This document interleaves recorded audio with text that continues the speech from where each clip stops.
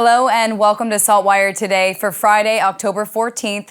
I'm your host, Kate Walker. People who experience the loss of a pregnancy in Nova Scotia will soon be given time off work to grieve their loss. The amendment to the Labor Standards Code, which was tabled this morning, requires employers to ensure workers have access to unpaid leave for a period of time after the end of a pregnancy, depending on their situation. Those who experience a miscarriage will be able to take an unpaid leave of absence up to 5 consecutive working days. The 5-day leave applies to people whose pregnancy ends, a current or former partner or spouse of someone whose pregnancy ends, people who would have become parents under a surrogacy agreement, or people who would have become parents through an intended adoption. For those who lose a pregnancy after the 19th week, they will be able to take an unpaid leave for up to 16 weeks. The amendment will take effect on January 1st. A Halifax man has been ticketed after striking an RCMP cruiser during a traffic stop, nearly missing the officer. RCMP say on October 11th, around 1:45 p.m., RCMP Southeast Traffic Services stopped a vehicle on a stretch of Highway 101 in Upper Sackville. While the RCMP officer was out of his vehicle, which had the emergency lights flashing, the car was struck by a passing Honda Civic. RCMP say the officer was nearly struck during the collision and was uninjured. The driver of the Honda Civic, a 31-year-old Halifax man, was not injured but given a ticket for failing to move over, a fine of over $350 for the first offense. The move over law applies to police, fire, and tow vehicles with their lights activated. Toppled campers, blown down barns, and washed out homes are just some of the things residents along the North Shore are dealing with in the aftermath of Fiona. Brule Point is one of several locations that suffered heavy damages from the storm. SaltWire's Brendan Kramer has that story. Along the North Shore, from River John to Tatamagouche, many cottages, homes, and businesses lay in ruin due to Fiona. Ospey Road and Brule Point was hit especially hard, with several cabins damaged beyond repair. One cabin had been swept inland by the storm. Power poles are left crooked, barely standing. The road, covered in sand and mud, made worse by the debris that litters it. Further down the point is a property owned by Brule Point Golf. A house from another era is left with a massive tree along its roof, having been uprooted by the storm. Behind the house, a barn, folding in upon itself, left standing due only to the adjacent trees holding it up. This is Brendan Kramer in Brule Point with the SaltWire Network. Constable Heidi Stevenson will be remembered at the annual Peace Officers Memorial this weekend. Sunday marks the 40th anniversary of the memorial, which is held each year at Grand Parade Square in Halifax to honor those who have lost their lives in the line of duty. This year, RCMP Officer Constable Heidi Stevenson will be added to the Fallen Peace Officer Monument. Stevenson was killed by the gunman while she was working during the April 2020 Portapique massacre. Peace officers, first responders, civilian employees, military personnel, and volunteers will march from police headquarters on Gottingen Street to Grand Parade before the service. The ceremony will begin at 1 p.m. on Sunday. A memorial has been placed in what has been known as Alma Square in Yarmouth, but is being renamed to Jim McLeod Square. It's in honor of the former pharmacist, town councillor, deputy mayor, dedicated volunteer, and community member. McLeod died in June 2021. SaltWire's Tina Camo has more on his legacy. Family members of Jim McLeod gathered around a memorial placed on October 12th that the family, with the town's blessing, had made for him as an ode to what he meant to the community of Yarmouth. McLeod died in June 2021. He is being remembered still for the years he spent serving as a town councillor and deputy mayor, his volunteer contributions to his community, and the penny farthing bicycle he used to ride in the Seafest parades. And, of course, he is being remembered for being a pharmacist to generations of Yarmouth families. The memorial sits in what had been known as Alma Square and what will be called Jim McLeod Square as a way of honoring McLeod, who did so much for his community and the people who lived in it. Like his family, the town thought the renaming of the square would be a fitting way to honor McLeod's contributions. McLeod's wife talks about how special the placement of this memorial is to their family and as a means of remembering Jim. He was such a part of this town, and he loved the town very much. And we wanted everyone to know how important his presence is. And having you here, he'll always be with us.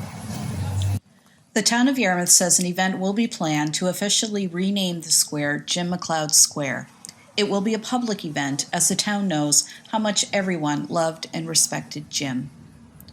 This is Tina Camo reporting for SaltWire Network in Yarmouth. It's time now for a glimpse of today's Thinking Out Loud with Sheldon McLeod. Today, Sheldon is speaking with Rob Morris with Phoenix Youth Programs about housing and other challenges. Things are bad and they will likely get worse. What is the situation for Phoenix House right now? So let me preface that a little bit. So I've been with the agency for many years, and I've been really thrilled to see, anyone in HRM see lots of cranes, lots of housing, lots of stuff being built in terms of in Halifax recently, which we haven't seen for many years. But I want to clarify that in terms of that's not the housing that we typically are looking at or the solution for young people in our community. That is market-based housing, for-profit-based housing that is by and large out of reach for young people in our community. In fact, Sheldon, there was a recent study this past year from a national entity called Youthful Cities. And in that process, they examined 27 cities, major cities across Canada, and discovered in terms of affordability for housing, Halifax was dead last in our country. So for years, we had talked about Toronto and Vancouver as those places in which, wow, look at the housing crisis there. But to feel and to understand and to know that Halifax, in terms of affordability for young people, aged 15 to 29, ranked dead last, clearly was an eye-opener for us, but not something we're surprised by. We've been seeing this trend now for the past number of years in terms of a lack of affordability. And youth just can't enter into that stage of the continuum where they're looking at market housing. It's just not a viable option and hasn't been a viable option now for a number of years, and it's getting worse. And for Sheldon's full conversation, head to the opinion section of saltwire.com. Time now for the Atlantic Sports Wire presented by Scott Squires. If you're a skateboarder, sometimes it's hard to find a place to skate. Not so in Antigonish. Joining me is founding member of the Antigonish Skateboard Association and also the owner of Next Level Skateboards in Antigonish. This is Jason Mason. Jason, a great skate park in Antigonish. What do you want people to know about it? I want people to know that they are welcome to come to Antigonish and skate at our park. I want them to know that when they come here, they're going to meet friends, that people are going to help them help themselves, and that the skate park really is welcome to anyone who wants to improve themselves in a physical and mental way. I mean, I get people telling me, I don't use the skate park, but, our town looks like it has a heartbeat now. Like our town looks alive now. There's always someone there now. And what it really does for a community is just, it just picks up the morale, and you get to see other people being active, and it encourages other people to be active, even if it's not on a skateboard. Maybe they'll go ride their bike, but they get to see people in their town being active and enjoying their town. And I really feel that people have owned and loved Antigonish a little bit more since the skate park has been here. To skating of a different kind and a Sidney Crosby hockey first. For the first time in Crosby's career, he scored the first Penguins goal of the season. Congratulations to the Cole Harbour Kid. In Halifax, I'm Scott Squires for the Atlantic Sports Wire. The backhand to the forehand, 5-hole right through the stick. Thank you, Scott. On to weather now to see what's coming up in the forecast. We're going to check in now with our weather specialist, Alistair Alders. Happy Friday, Kate. Well, after a beautiful week weather-wise here in Halifax, only typical that wet weather arrives during the weekend. The bit of good news is that the rain will not be significant for us compared to other parts of the province, and the weekend won't be an entire washout. So this evening we will have mainly cloudy skies and a chance of showers, developing a southeast wind of 20 to 40 kilometers per hour, and the temperature near 16 degrees. We wake up near 15 on Saturday morning, a cloudy start with scattered showers and an east-southeast wind of 30 to 50 kilometers per hour. That does ease to 20 to 40 into the afternoon, but periods of rain do develop. It's not going to be a whole lot of rain, only about 2 to 10 millimeters here in Halifax compared to some western areas of the province and parts of Cape Breton. Then we'll get to 20 to 40, maybe even over 50 millimeters of rain. And the temperature here for us doesn't move a whole lot on Saturday, only 16 degrees for the afternoon high.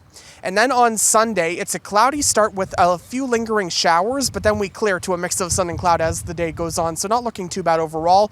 It's going to be another warm one, up to 18 degrees for the afternoon high. And of course, we do need some rain here in Halifax, so we'll be welcome. Just unfortunate timing. Sunday certainly the pick of the upcoming weekend. Have a good one. Kate. Thank you, Alistair. That's all for now. For more extended video and full online articles, stay tuned to SaltWire.com. And you can find us on Instagram and Twitter at SaltWire Today. I'm your host, Kate Walker. Thank you for joining us, and we'll see you back here Monday.